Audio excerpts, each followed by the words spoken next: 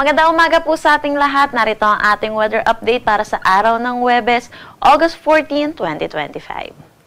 So itong bagyo pong pinantayan natin na si Goryo ay tuluyan ng lumabas ng ating Philippine Area of Responsibility kahapon ng 4 p.m. Huli itong namataan sa laing 650 kilometers northwest ng extreme northern Luzon. Bahagya po itong humina at ito'y may kategory na lamang na severe tropical storm. Sa ngayon, patuloy po yung paglayo nito sa ating bansa, kaya wala na itong direktang epekto sa anumang parte ng ating bansa, kaya wala na rin tayong nakataas na anumang tropical cyclone wind signal number.